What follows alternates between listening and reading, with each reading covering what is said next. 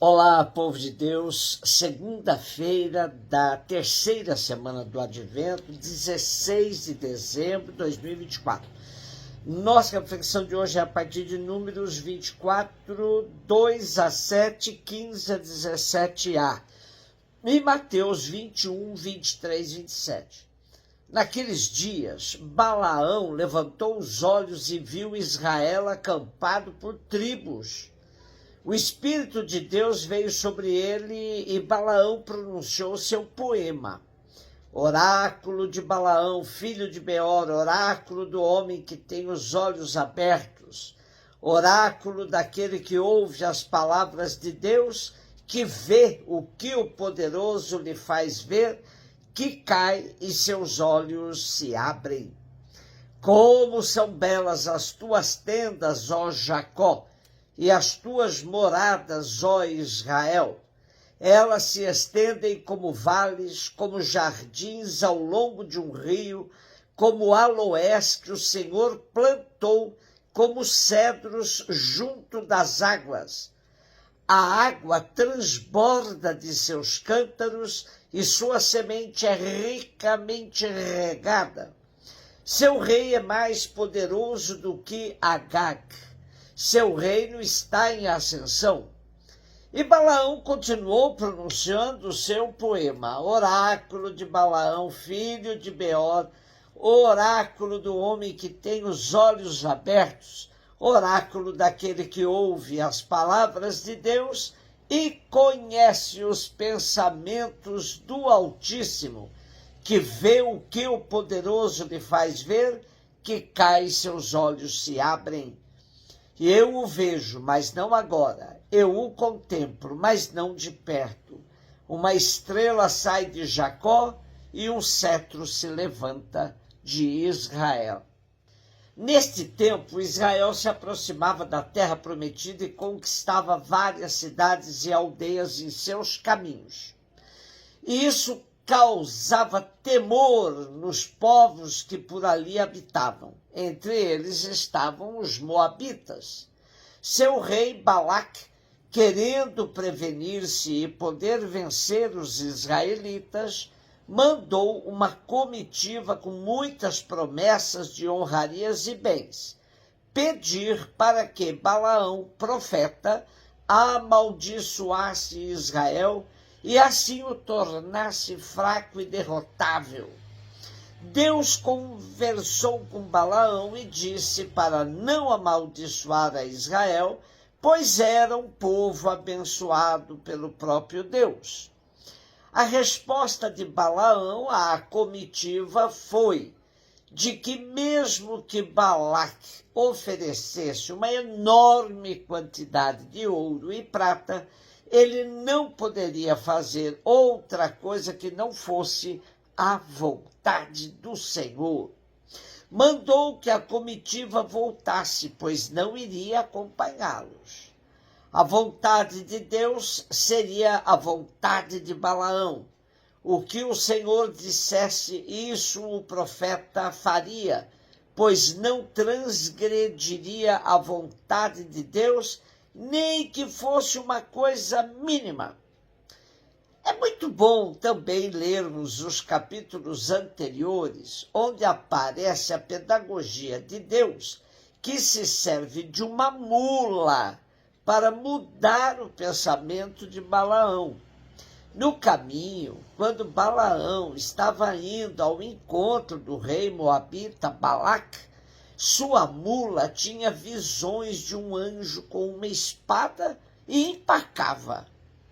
Cada vez que isso acontecia, Balaão espancava sua mula, até que Deus abriu a boca da mula e ela disse a Balaão: "O que te fiz para me espancares?"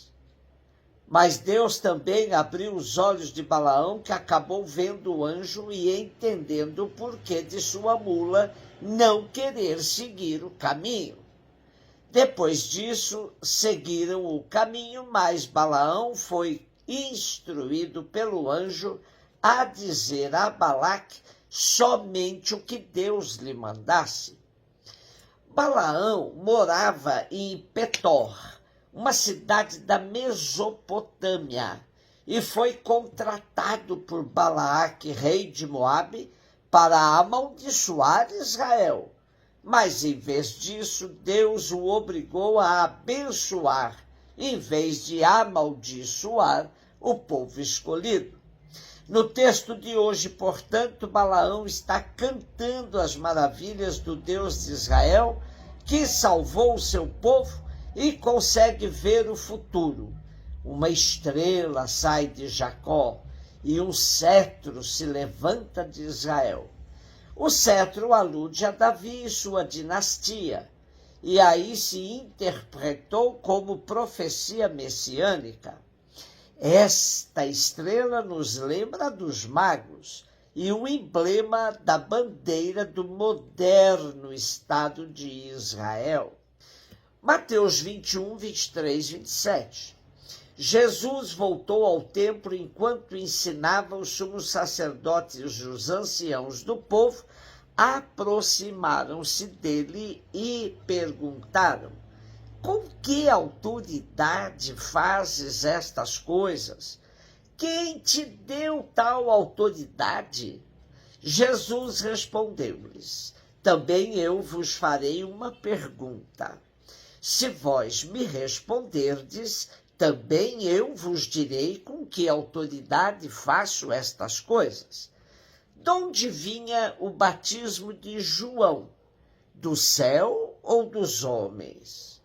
Eles refletiam entre si. Se dissermos do céu, ele nos dirá: por que não acreditastes nele? Se dissermos dos homens, temos medo do povo, pois todos têm João Batista na conta de profeta. Eles então responderam a Jesus: não sabemos. Ao que Jesus também respondeu: eu também não vos direi com que autoridade faço estas coisas.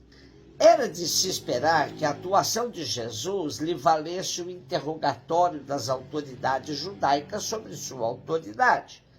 Era uma espécie de interrogatório oficial ao qual Jesus se submetia. Na autoridade de ensinar e de fazer milagres está comprometida toda a missão e identidade de Jesus. Ele transforma o interrogatório em controvérsia, como faziam os rabinos, e responde perguntando. É lógico que os sacerdotes indagassem sobre a fonte de uma autoridade exercida em seus domínios, mas não é justo que eles deem de antemão por condenada a resposta verdadeira. Condenar antecipadamente não é julgar. Jesus foge de uma resposta que não está disposto a aceitar. As autoridades ficaram sem resposta devido à ambiguidade que viviam mergulhados. João Batista era reconhecido como profeta e seu batismo vinha de Deus. Assim, Jesus dá a entender que também a sua autoridade vem de Deus. Porém, essa era a verdade que as autoridades judaicas não queriam entender. De fato, aqui está o grande motivo que desencadeou o processo do assassinato de Jesus. As autoridades judaicas não podiam reconhecer em Jesus sua natureza divina. Aqui está uma eterna fonte de heresias, pois inúmeros movimentos espiritualistas não dão conta da unidade de Jesus Cristo, que é 100% homem e 100% Deus. Um beijo no seu coração.